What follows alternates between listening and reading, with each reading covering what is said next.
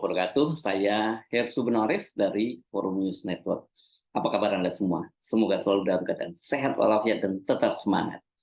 Siang ini, Selasa 12 September 2023, Partai Kebangkitan Bangsa dan Partai Nasdem bersama dengan pasangan Anies Baswedan dan Cak Imin akan berkunjung ke Dewan Pimpinan Pusat Partai Keadilan Sejahtera di kawasan Jalan Simatupang, Jakarta Selatan. Kunjungan ini akan menjadi momen perdana tiga partai yakni PKS, Nasdem, plus PKB bertemu. Pertemuan kali ini juga akan menjadi momen pergantian formasi partai dalam koalisi perubahan untuk persatuan ya. Setelah Demokrat itu memutuskan hengkang, move on, membakar perahunya, tidak ingin kembali lagi ke koalisi perubahan untuk persatuan, kendati dari PKS maupun dari Capres Anies Baswedan tetap berharap agar Demokrat kembali. Isu utama kali ini dalam pertemuan antara PKB, Nasdem, dan PKS tentu saja adalah dukungan atau penerimaan PKS terhadap Cak Imin sebagai bakal calon wakil presiden yang akan digandeng oleh Anies Baswedan pada Pilpres 2024 nanti. Kalau kita menyimak pernyataan para petinggi PKS, kendati sempat muncul kekecewaan karena cara masuk Cak Imin dan PKB ke koalisi yang dinilai tidak smooth, gitu, bahkan menimbulkan gejolak karena hengkangnya Partai Demokrat. Tampaknya sih dipastikan PKS akan tetap berada di koalisi perubahan untuk persatuan. Artinya akan menerima Cak Imin sebagai calon wakil presiden dari Anies Baswedan. Presiden PKS Ahmad Saiku sudah menyatakan tetap mereka akan tetap mengusung Anies Baswedan sebagaimana telah diputuskan oleh Majelis Syuro. Wakil Ketua Majelis Syuro PKS, Hidayat Nur Wahid, juga menegaskan hal itu. Jadi menurut dia ini itu sudah merupakan keputusan dari Majelis Syuro. Jadi tinggal caranya ini bagaimana masuknya Cak Imin ini agar dibuat lebih smooth ya, lebih enak, lebih membuat semua merasa nyaman gitu ya. Pertemuan kali ini tampaknya dimaksudkan sebagai cara ya itu tadi untuk menjaga marwah PKS agar tidak kehilangan muka karena terkesan mereka ini hanya dianggap pupuk bawang begitu.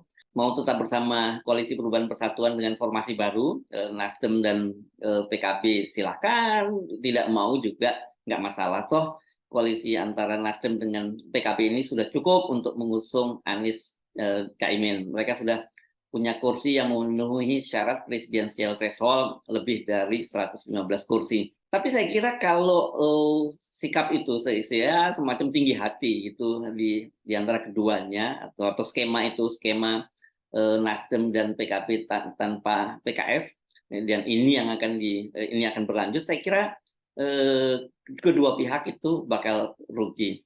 PKS bila keluar dari koalisi perubahan untuk persatuan yang mengusung Anies Baswedan, maka dia harus mencari partner baru, dan terutama ini yang paling berat ini, jagoan baru sebagai calon presiden yang bisa memberi efek elektoral seperti Anies Baswedan. Jangan ngomong menang dulu deh, efek elektoralnya dulu deh. Ini penting juga karena ini berkaitan dengan perolehan kursi di DPR. Sebaliknya, bila PKS tidak masuk dalam koalisi, Anies itu juga akan kehilangan sebagian dari dukungan pemilih PKS dan juga partner yang selama ini bisa dia sangat percaya. Apalagi sebagaimana diklaim oleh Wakil Ketua Majelis Syuro PKS, Hidayat Nur Wahid, ini PKS itu selama ini berdasarkan perolehan kursinya itu mereka kuat di Banten, DKI. Tentu maksudnya dengan menggandeng Cak Imin ini adalah untuk menutup lubang besar di Jawa Timur dan Jateng. Jadi bagaimanapun modal kekuatan PKS di Banten, DKI, dan Jakarta itu adalah modal utama dia gitu. Kalau kemudian ketika dapat partner di Jawa Timur dan di Jawa Tengah, tapi kemudian melepas PKS, ini juga akan ada lubang besar baru karena Nasdem sejauh ini tidak cukup kuat di tiga wilayah ini, Banten, Jakarta, dan Jawa Barat. Padahal pertempuran sekarang ini kan pertempuran pemilih itu yang utama dari Jawa, battle ground-nya itu di Jawa. Jadi kalau setidaknya sudah menguasai Jawa Barat, Jawa Timur, dan Jawa Tengah, ya ini sebagian besar pertempuran sudah bisa dimenangkan gitu, tinggal menutupnya dengan kemenangan di luar Jawa gitu ya, seperti Sumatera maupun daerah Indonesia Timur. Jadi masuknya PKB ini ya bisa saling melengkapi kekurangan partner koalisi, kekurangan kelemahan dari PKS dan Nasdem di Jawa Tengah dan Jawa Timur. Sementara PKB memang ya dia selama ini lemah untuk di DKI, Jakarta, Banten, dan juga di Jawa Barat. Jadi kita bisa simpulkan pertemuan siang ini semacam mengambil hati dan juga untuk menyelamatkan muka PKS gitu. Tadi sesama partner koalisi gitu, jangan saling mendahului ya. Sehingga dengan begitu pertemuan ini bisa menjadi dasar Majelis Suro untuk menerima pencawapresan Caimin. Karena itu dengan pertemuan kali ini kalau kemudian bisa langsung smooth, bisa lancar, dua-duanya diuntungkan tanpa ada yang harus kehilangan muka. Bisa disimpulkan sementara ini saya kira Anies Caimin ini akan diusung oleh Nasdem, PKS plus PKB. Di sisi lain setelah sempat ribut-ribut bakal cabut bila Sandiaga Uno tidak dipilih sebagai calon wakil presiden Ganjar, sikap Partai Persatuan Pembangunan belakangan ini juga sudah lebih melunak. Melalui juru bicaranya Usman Tokan, mereka P3 itu memastikan tidak akan hengkang. Mereka akan tetap mendukung Ganjar Pranowo kendati nantinya Megawati itu tidak memilih Ketua Bapilu P3 Sandiaga Uno sebagai calon wakil presidennya. Jadi kata Usman Tokan, semua keputusan soal calon wakil presiden ini diserahkan sepenuhnya kepada Megawati. Penegasan yang sama juga disampaikan oleh Ketua Majelis Pertimbangan Partai P3 Roma Hormuzi. Dia malah menyatakan bahwa ini duet ini dengan PDIP melanjutkan duet antara Ganjar Pranowo dengan Tat Yasin di Jawa Tengah. Saya kira ini keterlaluan, ini apanya analoginya dicari-cari saja lah. Tapi pada intinya P3 memutuskan tidak akan hengkang kendati nantinya dan kelihatannya hampir pasti Sandiaga Uno tidak menjadi calon wakil presiden dari Ganjar Pranowo. Sebelumnya kan ketika muncul ribut-ribut ini Sandiaga Uno secara tersirat memunculkan gagasan untuk membentuk koalisi baru berupa poros keempat bersama dengan PKS dan Demokrat. Apalagi dia mengaku bahwa dia ini punya hubungan yang cukup dekat dengan PKS dan Demokrat. Jadi dia berjanji akan melakukan pendekatan dengan PKS dan Demokrat untuk membuat poros baru. Tentu maksudnya poros baru itu adalah PKS, Demokrat plus P3. Itu memang bisa memenuhi syarat presidensial threshold juga.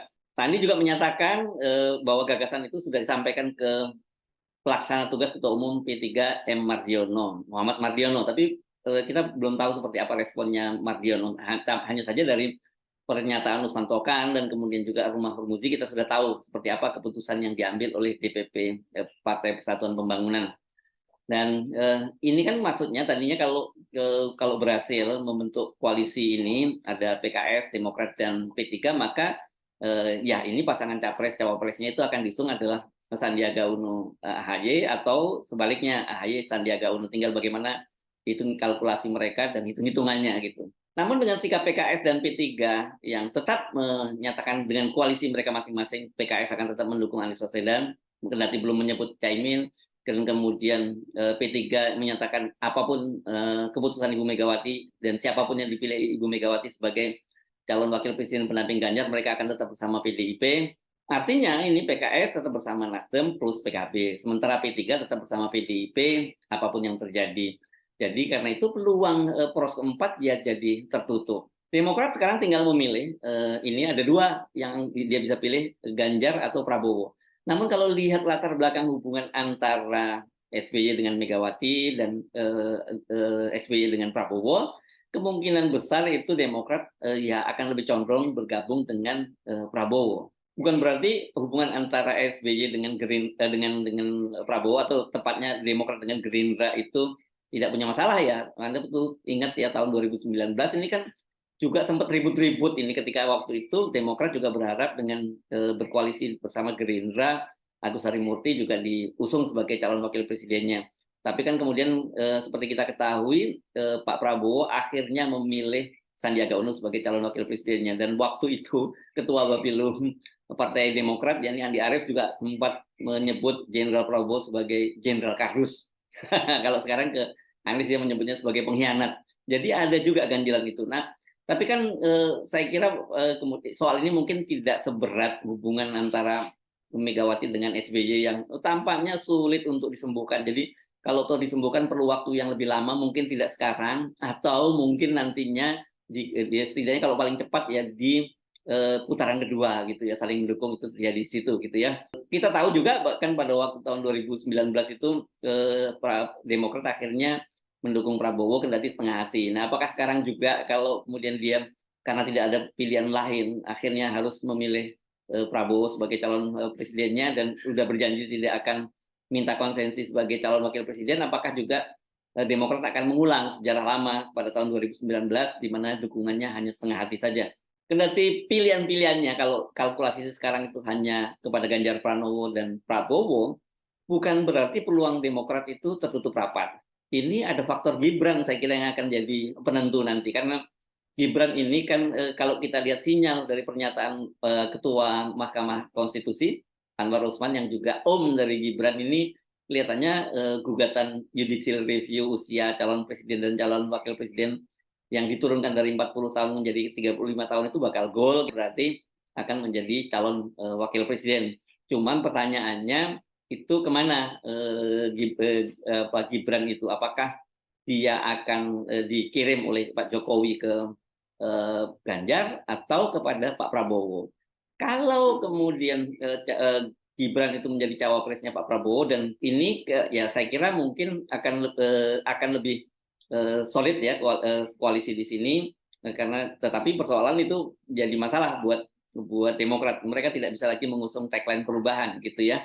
Tetapi kalau kemudian Gibran ternyata dikirim oleh Pak Jokowi menjadi cawapresnya Ganjar, dan kemudian Pak Prabowo lebih memilih Erick Thohir sebagai calon wakil presiden, sangat mungkin Golkar itu hengkang ya, karena mereka masa dukung Erick gitu, padahal mereka sebelumnya kan keputusan Munasnya bahwa ketua umum Golkar Airlangga Hartarto itu jadi calon presiden, ya turun-turun jadi calon wakil presiden. Kalau cuma jadi tim ses dari Prabowo Erick, ya sangat mungkin Golkar itu hengkang, dan kalau Golkar hengkang, dia bisa membentuk koalisi baru dengan Demokrat. Jumlah kursinya cukup, Golkar 85, Demokrat 54 kursi. Sudah lebih dari batas presidensial threshold 115 kursi ya di parlemen. Tapi kan saya kira ini soal Pilpres itu bukan hanya sekedar mendapat tiket. Siapa kandidatnya itu justru sangat penting. Tadi itu berkaitan dengan kotel efek atau limpahan ekor jasnya ini untuk mendongkrak keterpilihan para anggota di parlemen, dan yang kedua adalah ya peluang untuk menang, dan itu masuk dalam kabinet. Artinya untuk apa membuat poros keempat bila peluang menangnya itu kecil. Jadi karena pilihan Demokrat membakar perahu koalisi perubahan untuk persatuan ya disebabkan oleh tersinggung pilihan Ketua Umum Partai Nasdem Surya Paloh yang lebih memilih Caimin sebagai calon wakil presiden ketimbang AHY, maka yang paling memungkinkan bagi Demokrat tetap saja bersama dengan Prabowo Subianto. Apalagi bila Gibran ke Ganjar, ya saya kira kan ini bagi Prabowo dia juga bisa mengubah brandingnya lagi ya, bukan lagi sebagai penerus Jokowi, tapi koalisi perubahan bersama Demokrat gitu ya. Untuk apa Pak Prabowo tetap mengusung tagline melanjutkan pemerintahan Jokowi kalau kemudian Gibran ternyata dikirim oleh Pak Jokowi menjadi pendampingnya Ganjar Pranowo. Nah, bila itu yang terjadi, artinya kalau Demokrat tetap bergabung dengan Prabowo dan di situ tidak ada, dan Pak Prabowo akhirnya mengubah tagline-nya tidak lagi sebagai pelanjut pemerintahan Jokowi, ini akan menguntungkan buat Demokrat. Demokrat tetap bisa mengusung branding dan tagline perubahan.